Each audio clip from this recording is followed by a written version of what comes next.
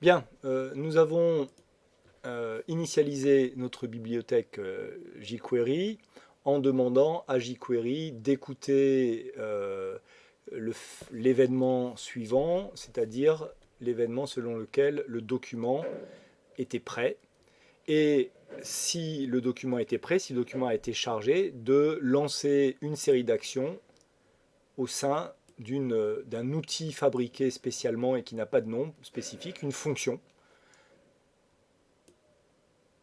qui va permettre d'accueillir les actions à déclencher quand jQuery aura reconnu le chargement du document. Une petite précision sur le signe $ qui est ici. Le signe $ qui est ici est un raccourci pour écrire l'équivalent de jQuery.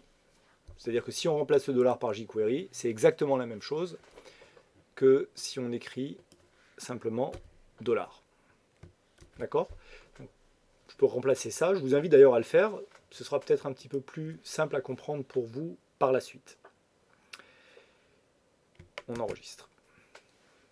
Alors, dans mon document, il va falloir que je parvienne à aboutir au résultat suivant, c'est-à-dire permettre d'identifier cet objet, le bouton, écouter le clic qui aura lieu sur cet objet et déclencher une action qui permettra de lancer l'apparition du pop-up grâce à alerte.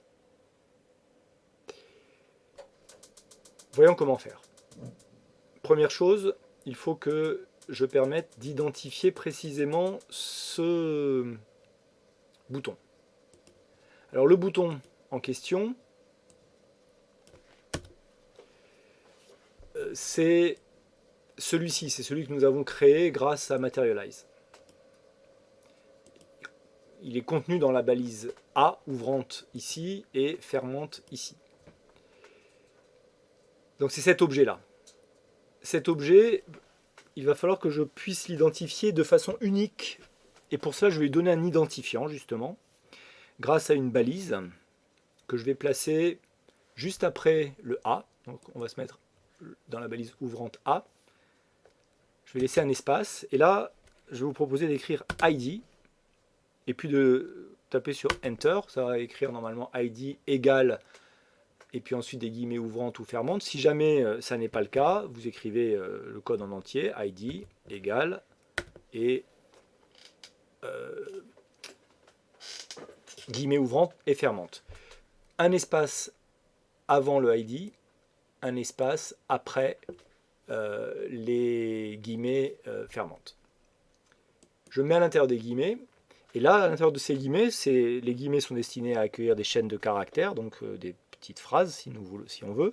Je vais écrire le nom que je veux attribuer à cet objet. Le nom est libre. La seule chose, c'est que je vais pas mettre de caractères spéciaux, pas d'espace, pas d'accent, ce genre de choses. Appelons ce bouton par exemple, cet objet, bouton, tiré du bas, pop, tiré du bas, up, et j'enregistre. À partir de ce moment-là, je vais être capable, enfin mon application sera capable, si je le lui demande, d'aller identifier précisément cet identifiant-là et l'objet auquel il a été attribué. Et ça, je vais pouvoir le faire dans JavaScript. Je me remets dans mon code JavaScript.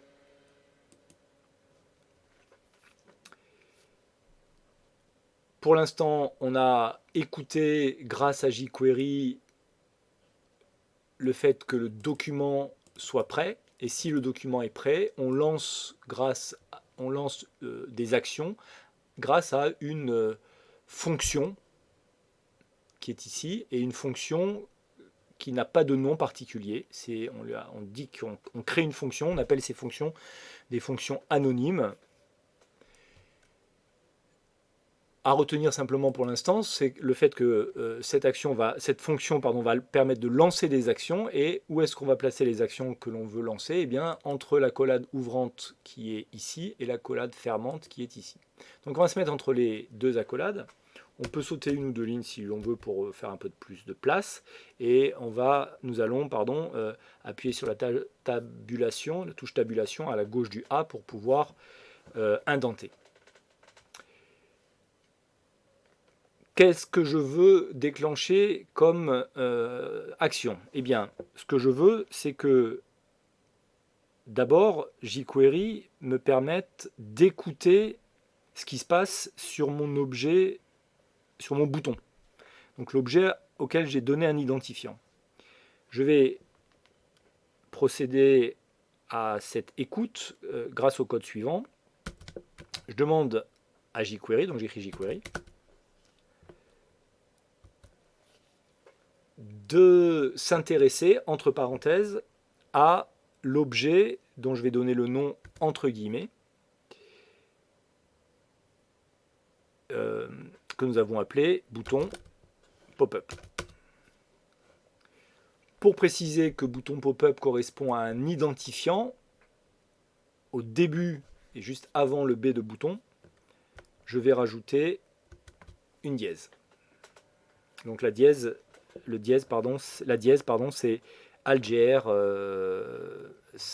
dièse sous PC et c'est accessible directement sous Mac. Donc là, en ayant écrit ça, je demande à jQuery d'observer le bouton, enfin l'objet, qui a l'ID, dièse correspondant en JavaScript à ici ID en HTML.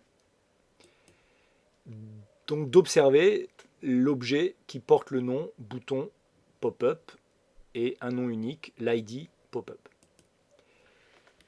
Puis je vais demander de l'observer d'une manière particulière, c'est-à-dire de l'observer au travers d'une fonction qui est la fonction click.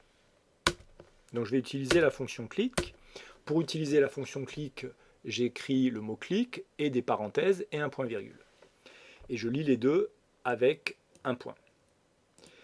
La fonction click, c'est une fonction de jQuery dont le rôle est d'être capable d'écouter qu'un clic a lieu sur un objet particulier. L'objet, c'est celui-ci, celui que j'ai observé avec jQuery, donc le bouton pop-up. Et donc, la fonction click va observer que le clic a lieu. Si le clic a lieu,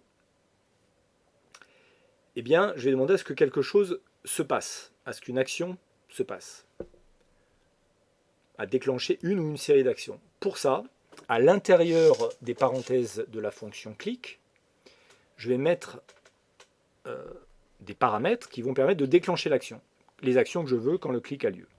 Je vais pour cela écrire la même chose que nous avions écrit après ready, c'est-à-dire que je vais dire si le clic a lieu, lance une fonction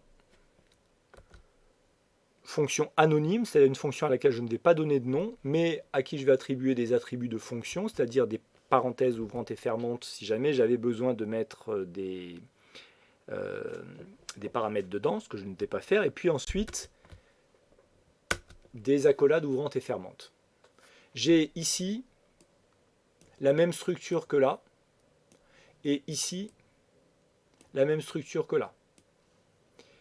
La fonction va permettre de lancer des actions à l'intérieur de ces accolades-là, de lancer des actions à condition que le clic ait eu lieu sur l'objet bouton pop-up qui a été identifié par jQuery. Alors imaginons que le clic ait lieu sur l'objet en question. Qu'est-ce qu'on veut déclencher comme action, nous? Il peut y en avoir plusieurs, mais pour l'instant, nous en voulons une. Ce que l'on veut, si vous vous en souvenez, c'est faire apparaître le pop-up. Faire apparaître le pop-up, nous connaissons l'outil qui permet de faire apparaître le pop-up, et cet outil, c'est l'outil alerte, la fonction alerte. Donc j'écris alerte, les parenthèses pour accueillir les paramètres, le point virgule pour finir l'instruction. Et à l'intérieur des parenthèses, c'est-à-dire en paramétrage, je vais rajouter le contenu que je veux voir affiché à l'intérieur du pop-up, c'est-à-dire la phrase que je veux voir affichée à l'intérieur du pop-up. Je vais mettre pour cela des guillemets, puisqu'il s'agit d'une chaîne de caractères, et je vais simplement écrire « c'était pas si difficile ». C'est un vœu pieux que j'espère vous partagerez.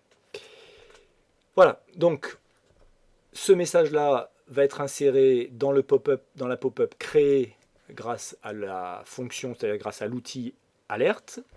À quel moment? Eh bien, quand le clic aura eu lieu, et seulement quand le clic aura eu lieu, sur bouton pop-up de jQuery. J'enregistre tout ça. Je vais pouvoir maintenant revenir à mon interface. Je relance mon interface. Et là, à prime abord, rien ne se passe. C'est normal. Mon code s'est rechargé, mais je n'ai pas encore cliqué sur le bouton. Si tout va bien au moment où je clique sur le bouton, eh bien, le pop-up va apparaître. Essayons. Effectivement, l'événement est reconnu et alerte se déclenche, c'est-à-dire l'outil joue son rôle d'affichage de cette petite fenêtre pop-up. C'était pas si difficile. Je vous invite à bien regarder le code. Faites attention à ne pas oublier ou à ne pas mettre en trop un caractère, parce que en JavaScript, si jamais on a oublié par exemple un point-virgule, une fenêtre, une accolade, qu'on a mis un crochet à la place d'une accolade, etc., une parenthèse à la place des accolades, le code bien sûr ne fonctionnera pas comme on le veut.